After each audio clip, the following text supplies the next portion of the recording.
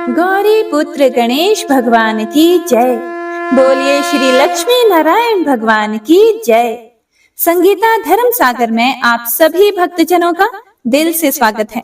तो आइए सभी मनोकामनाओं को पूर्ण करने वाली बृहस्पति देव की बड़ी ही पावन कथा का रसपान करते हैं।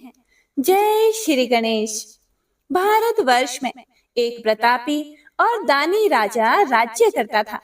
वह नित्य गरीबों और ब्राह्मणों की सहायता करता था, लेकिन यह बात उसकी रानी को अच्छी नहीं लगती थी। वह ना ही गरीबों को दान देती थी और ना ही भगवान का पूजन ही किया करती थी, और राजा को भी दान देने से मना किया करती थी। एक दिन राजा शिकार खेलने वन को गए हुए थे, तो रानी महल में अकेली थी। उसी समय बृहस्पति देव साधु वेश में राजा के महल में भिक्षा के लिए गए और भिक्षा मांगी। तब रानी ने भिक्षा देने से इनकार कर दिया और कहा, हे साधु महाराज, मैं तो दान पुण्य से तंग आ गई हूँ।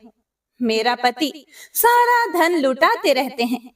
मेरी तो इच्छा है कि हमारा सारा धन नष्ट हो जाए, फिर ना रहेगा बांस और ना ही बजेगी बांसुरी। हे प्रिय भक्तों, फिर साधु महाराज ने कहा कि देवी, तुम तो बड़ी ही विचित्र हो। धन संतान तो सभी चाहते हैं, पुत्र और लक्ष्मी तो पापी के घर भी होने चाहिए। यदि तुम्हारे पास अधिक धन है तो भूखों को भोजन दो, प्यासों के लिए प्याऊ बनवाओ, मुसाफिरों के लिए धर्मशालाएं खुलवाओ। जो गरीब लोग अपनी कुंवारी कन्याओं का विवाह नहीं कर सकते, उनका तुम विवाह करवा दो। ऐसे और कई काम हैं जिनके करने से तुम्हारा यश लोक परलोक में फैलेगा। लेकिन हे प्रिय भक्तों, रानी पर इस उपदेश का कोई भी प्रभाव नहीं पड़ा। रानी साधु महाराज से बोली, हे महाराज, आप मुझे कुछ ना ही समझाएं तो अच्छा है। मैं ऐसा धन नहीं चाहती जो हर जगह बांटती फिरूं। फिर साधु महाराज बोले, यदि तुम्हारी ऐसी ही इच्छा है तो तथास्तु। तुम ऐसा करना कि बृहस्पतिवार को घर लीप कर पीली मिट्टी से अपना सिर धोकर स्नान करना, भट्टी चढ़ाकर कपड़े धोना। ऐसा करने से तुम्हारा सारा धन नष्ट हो जाएगा। इतना कहकर वह साधु महाराज वहां से अंतर ध्यान हो गए। हे प्रिय भक्तों, साधु के अनुसार कही बातों को पूरा करते हुए रानी को केवल 3 बृहस्पतिवार ही बीते थे कि उसकी समस्त धन संपत्ति नष्ट हो गई। भोजन के लिए राजा का परिवार तरसने लगा।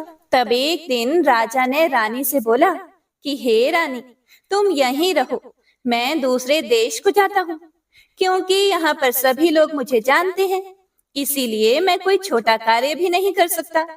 ऐसा कहकर राजा परदेश को चले गया।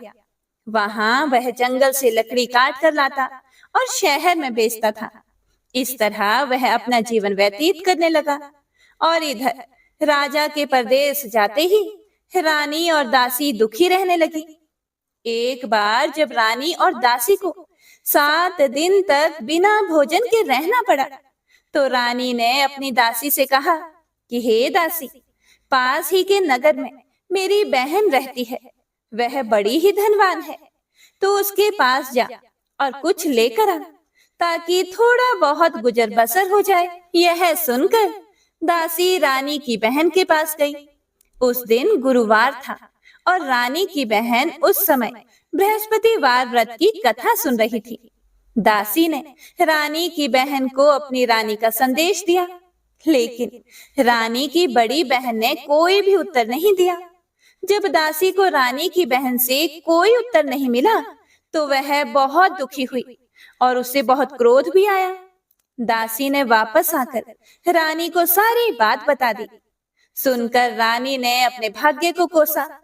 उधर रानी की बहन ने सोचा कि मेरी बहन की दासी आई थी, लेकिन मैं उससे नहीं बोली, इससे तो वह बड़ी दुखी हुई होगी।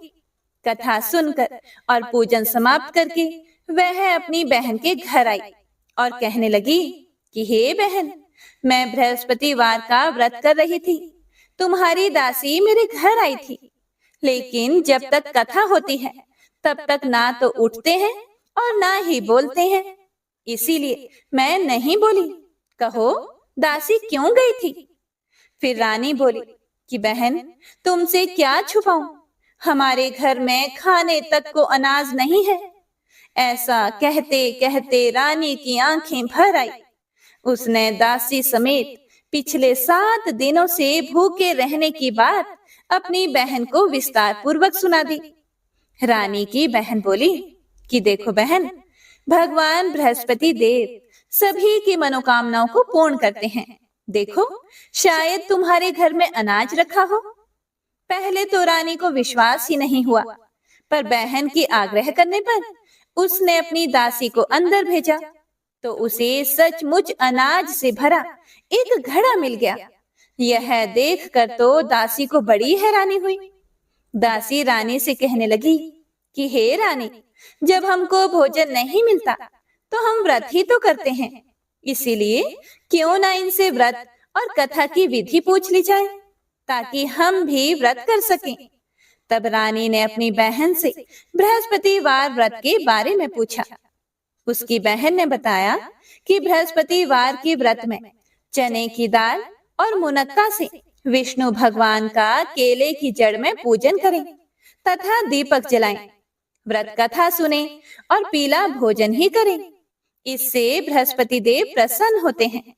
व्रत और पूजन विधि बताकर रानी की बहन अपने घर को लौट गई। 7 दिन के बाद जब गुरुवार आया तो रानी और दासी ने व्रत रखा। घुड़साल में जाकर चना और गुड़ लेकर आई। फिर उससे केले की जड़ तथा विष्णु भगवान का पूजन किया, कथा की और आरती की। अब पीला भोजन कहाँ से आए, इस बात को लेकर दोनों बड़ी दुखी थी, क्योंकि उन्होंने व्रत रखा था। इसीलिए बृहस्पति देव उनसे प्रसन्न थे। इसीलिए वे एक साधारण व्यक्ति का रूप धारण करके 2 थालों में सुंदर पीला भोजन दासी को दे गए। भोजन पाकर दासी बड़ी खुश हुई और फिर रानी के साथ मिलकर भोजन ग्रहण किया।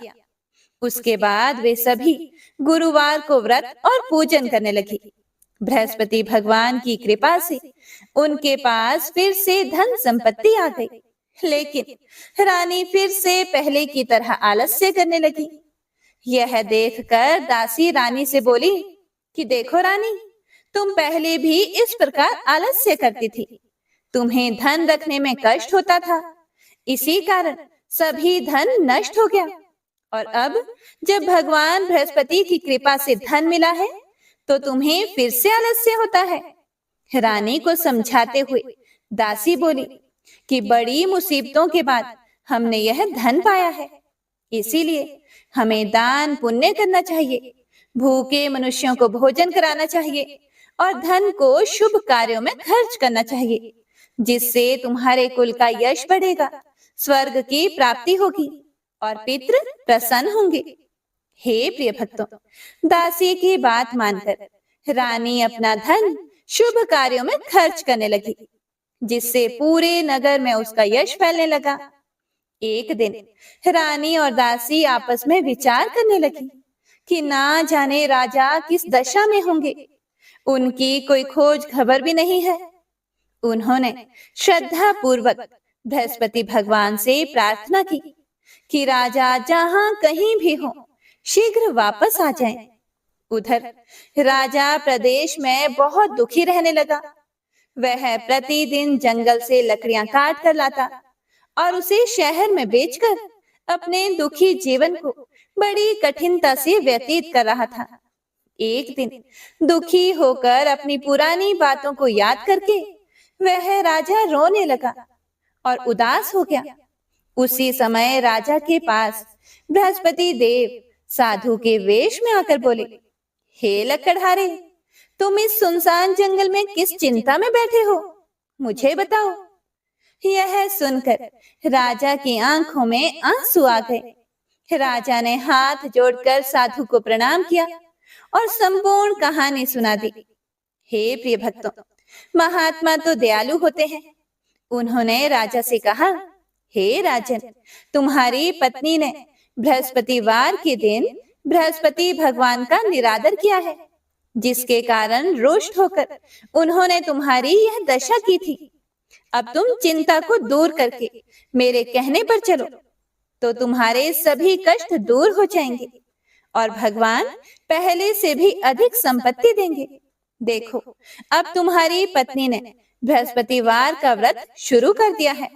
अब तुम भी बृहस्पतिवार का व्रत शुरू करके चने की दाल और गुड़ जल के लोटे में डालकर केले का पूजन करो। फिर कथा कहो या सुनो, भगवान तुम्हारी सभी मनोकामना को पूर्ण करेंगे। साधु के ऐसे वचन सुनकर राजा बोले, हे प्रभु, मुझे लकड़ी बेचकर इतना पैसा नहीं मिलता जिससे भोजन के उपरांत कुछ बचा सकूं। और रात को मैंने अपनी रानी को व्याकुल देखा है। मेरे पास कोई साधन भी नहीं है जिससे मैं उसकी खबर मंगा सकूं। फिर मैं कौन सी कहानी कहूं, यह भी मुझे नहीं मालूम। फिर साधु ने कहा कि हे राजन, मन में बृहस्पति भगवान के पूजन व्रत का निश्चय करो। वे स्वयं ही तुम्हारे लिए कोई ना कोई राह बना देंगे। बृहस्पतिवार के दिन तुम रोजाना की तरह लकड़ियां लेकर शहर को जाओ। तुमको रोज से दुगुना धन प्राप्त होगा, जिससे तुम भली भांति भोजन कर लोगे तथा बृहस्पति देव की पूजा का सामान भी आ जाएगा। और तुमने जो बृहस्पतिवार की कहानी के बारे में मुझसे पूछा है, वह इस प्रकार है, ध्यान से सुनो। हे प्रिय भक्तों, साधु वेश में भगवान बृहस्पति देव उसे कहानी सुनाते हुए बोले, प्राचीन काल में एक ब्राह्मण रहता था। वह बहुत निर्धन था, उसके कोई संतान नहीं थी। उसकी पत्नी बहुत मलिनता के साथ रहती थी। वह ना तो स्नान करती थी और ना ही किसी देवता का पूजन ही करती थी। इससे ब्राह्मण देवता बड़े दुखी रहते थे। बेचारे बहुत कुछ कहते थे, लेकिन उसका कुछ भी परिणाम नहीं निकलता था। भगवान की कृपा से ब्राह्मण की पत्नी के कन्या रूपी रत्न पैदा हुआ। कन्या बड़ी होने पर प्रातः स्नान करके विष्णु भगवान का जाप और बृहस्पतिवार का व्रत करने लगी। अपने पूजन पाठ को समाप्त करके विद्यालय जाती तो अपनी मुट्ठी में जौ भर कर ले जाती और पाठशाला के रास्ते में डालती हुई जाती। तब ये जौ स्वर्ण के हो जाते और लौटते समय उनको बीन कर घर ले आती थी। एक दिन वह बालिका सूप में उस सोने के जौ को फटक कर साफ कर रही थी कि उसके पिता ने देख लिया और उससे कहा कि हे पुत्री, सोने के जौ के लिए सोने का सूप होना चाहिए। और दूसरे दिन बृहस्पतिवार था। इस कन्या ने व्रत रखा और बृहस्पति देव से प्रार्थना करके कहा कि मैंने आपकी पूजा सच्चे मन से की हो तो मेरे लिए सोने का सूप दे दो। बृहस्पति देव ने उसकी प्रार्थना स्वीकार कर ली और रोजाना की तरह वह कन्या जौ फैलाती हुई जाने लगी। जब लौटकर जौ बीन रही थी तो बृहस्पति देव की कृपा से सोने का सूप मिला। उसे वह घर लेकर आई और उसमें जौ साफ करने लगी, परंतु उसकी माँ का फिर भी वही ढंग रहा। एक दिन की बात है, वह कन्या सोने के सूप में जौ साफ कर रही थी। उस समय उस नगर का राजपुत्र वहां से होकर निकला। इस कन्या के रूप और कार्य को देखकर वह उस पर मोहित हो गया तथा अपने घर आकर भोजन तथा जल त्याग कर उदास होकर लेट गया। राजा को इस बात का पता लगा तो अपने प्रधानमंत्री के साथ उसके पास गए और बोले कि हे बेटा, तुम्हें किस बात का कष्ट है? किसी ने तुम्हारा अपमान किया है या और कोई कारण हो तो मुझसे कहो, मैं वही कार्य करूंगा जिससे तुम्हें प्रसन्नता हो। अपने पिता की राजकुमार ने बातें सुनी तो वह बोला कि मुझे आपकी कृपा से किसी भी बात का दुख नहीं है। किसी ने मेरा अपमान भी नहीं किया है, परंतु मैं उस लड़की से विवाह करना चाहता हूँ जो सोने के सूप में जौ साफ कर रही थी। यह सुनकर राजा आश्चर्य में पड़ गया और बोला कि बेटा, इस तरह की कन्या का पता तो तुम ही लगाओ, मैं उसके साथ तुम्हारा विवाह अवश्य ही कर दूंगा। राजकुमार ने उस लड़की के घर का पता बतलाया। तब मंत्री उस लड़की के घर गए और ब्राह्मण देवता को सभी हाल बतलाया। ब्राह्मण देवता राजकुमार के साथ अपनी कन्या का विवाह करने के लिए तैयार हो गए तथा विधि विधान के अनुसार ब्राह्मण की कन्या का विवाह राजकुमार के साथ हो गया। हे प्रिय भक्तों, कन्या के घर से जाते ही पहले की भांति उस ब्राह्मण देवता के घर में गरीबी का निवास हो गया। अब भोजन के लिए भी अन्न बड़ी मुश्किल से मिलता था। एक दिन दुखी होकर ब्राह्मण देवता अपनी पुत्री के पास गए। बेटी ने पिता की दुखी अवस्था को देखा और अपनी मां का हाल पूछा। तब ब्राह्मण ने सभी हाल कह सुनाया। कन्या ने बहुत सा धन देकर अपने पिता को विदा कर दिया। इस तरह ब्राह्मण का कुछ समय सुखपूर्वक व्यतीत हुआ। कुछ दिन के बाद फिर से वही हाल हो गया।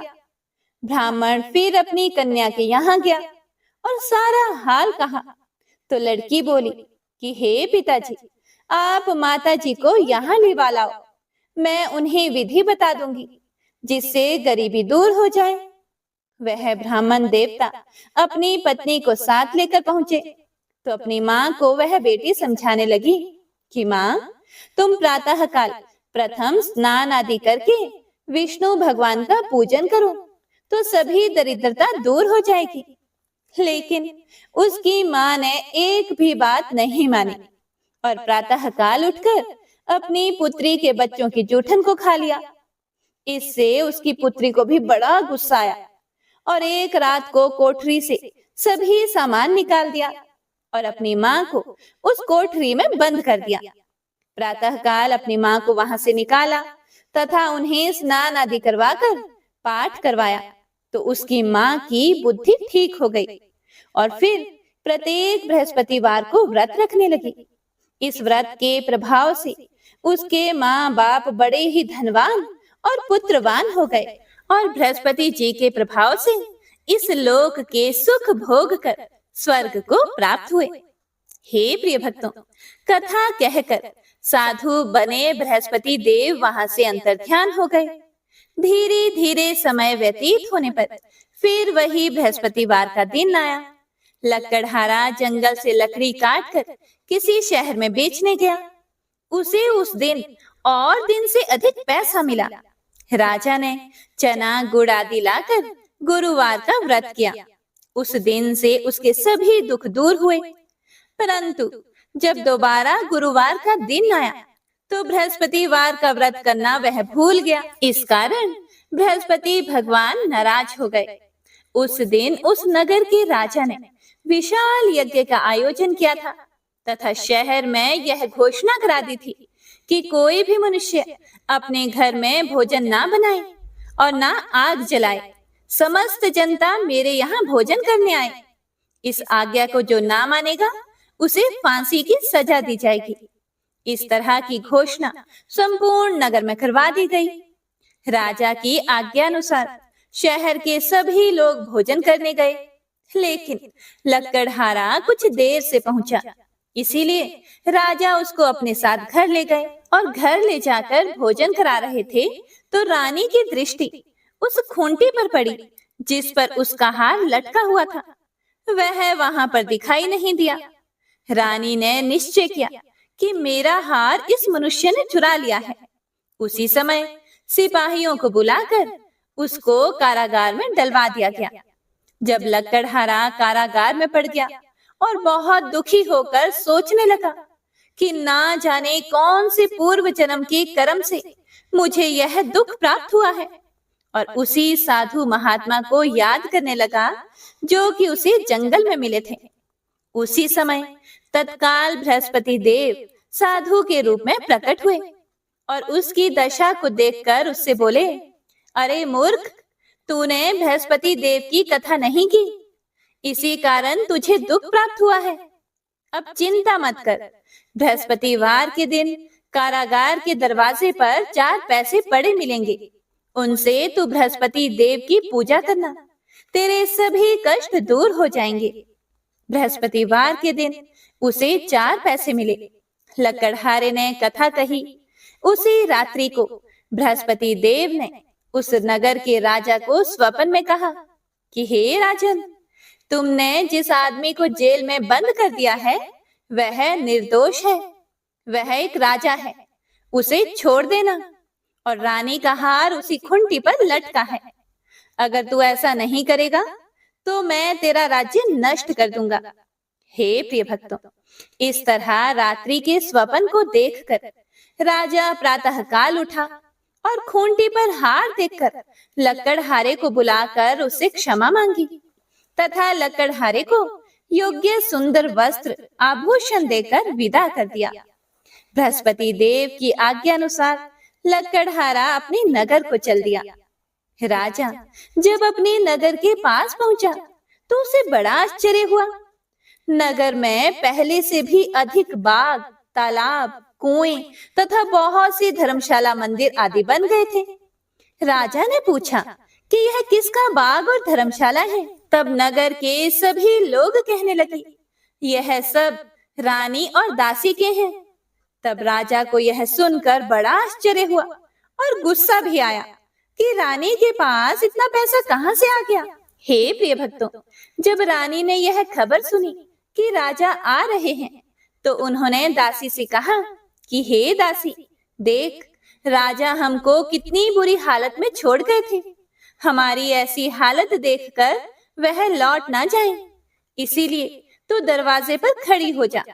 और आज्ञानुसार दासी दरवाजे पर खड़ी हो गई। राजा आए तो उन्हें अपने साथ वह अंदर ले गई। तब राजा ने क्रोध करके अपनी रानी से पूछा कि यह धन तुम्हें कैसे प्राप्त हुआ है?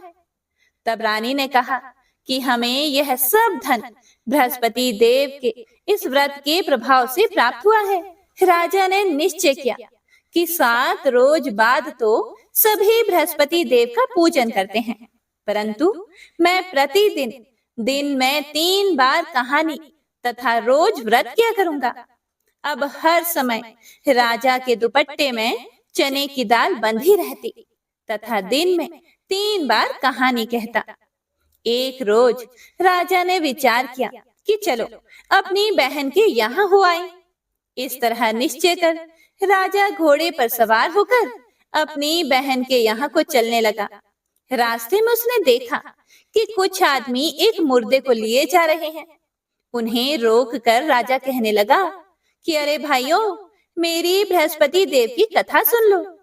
वे बोले, लो, हमारा तो आदमी मर गया है, इसको अपनी कथा की पड़ी है। परंतु कुछ आदमी बोले कि अच्छा कहो, हम तुम्हारी कथा भी सुनेंगे।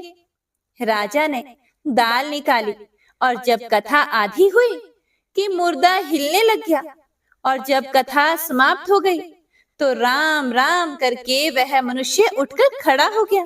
हे प्रिय भक्तों, थोड़ा और आगे रास्ते में उसे एक किसान खेत में हल चलाता मिला।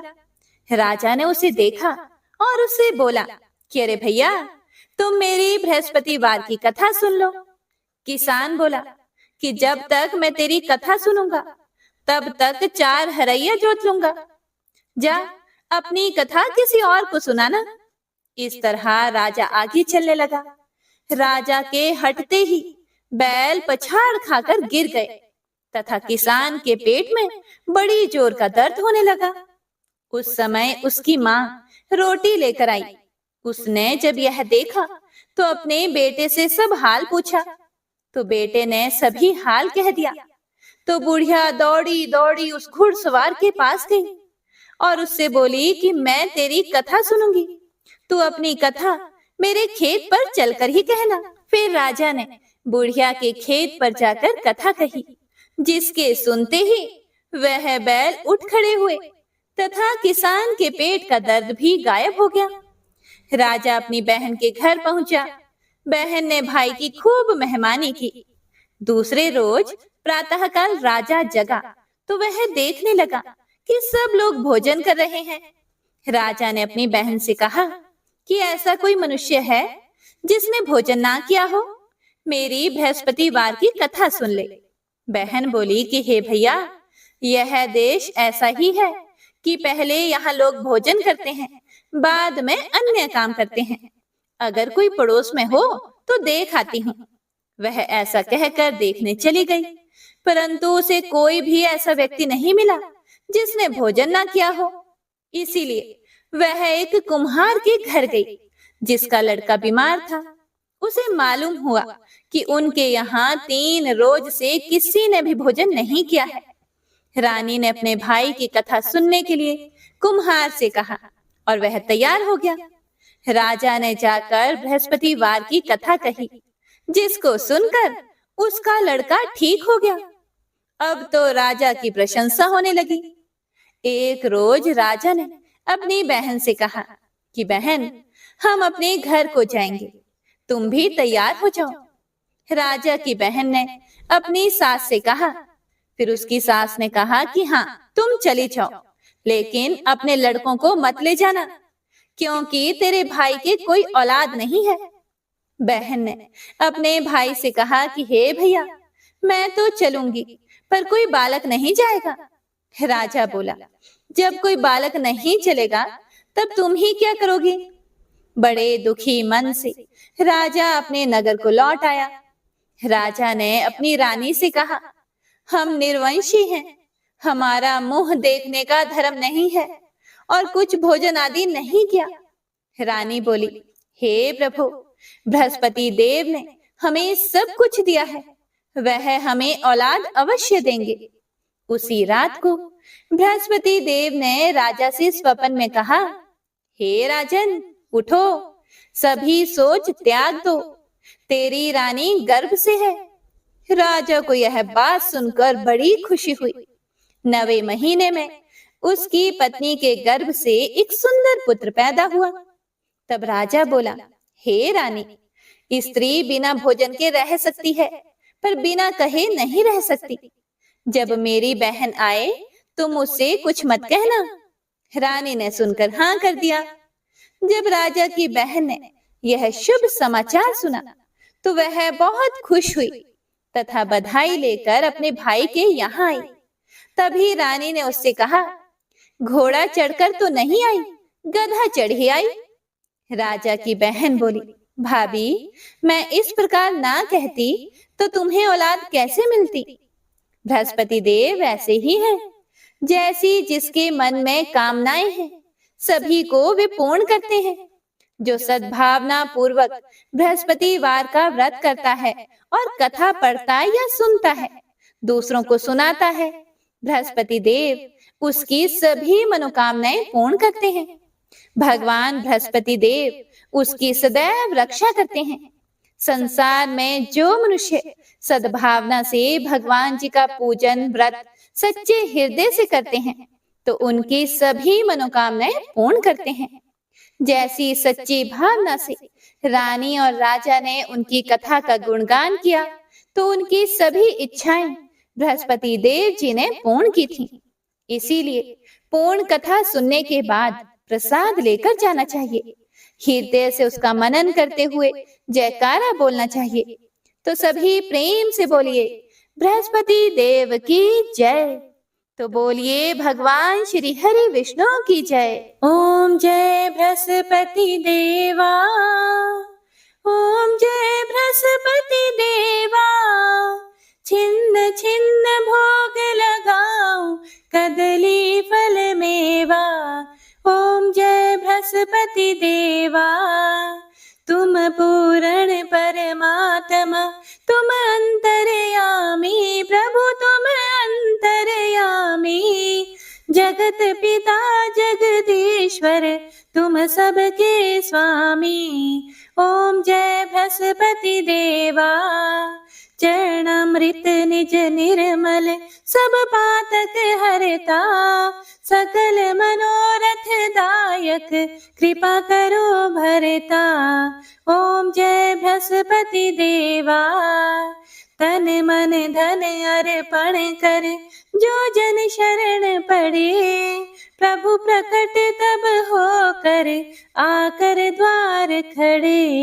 ओम जय बृहस्पति देवा, दीन दयाल दयानिधि, भक्तन हितकारी।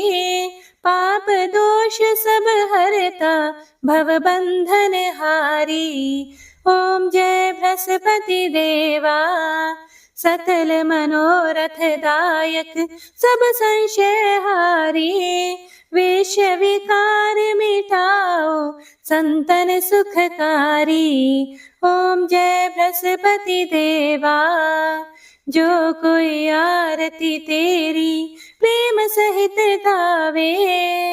ज्येष्ठानंद आनंद करे सो निश्चय पावे। ओम जय बृहस्पति देवा ओम जय बृहस्पति देवा ओम जय बृहस्पति देवा। तो सभी प्रेम से बोलिए बृहस्पति देव की जय। तो बोलिए भगवान श्री हरि विष्णु की जय।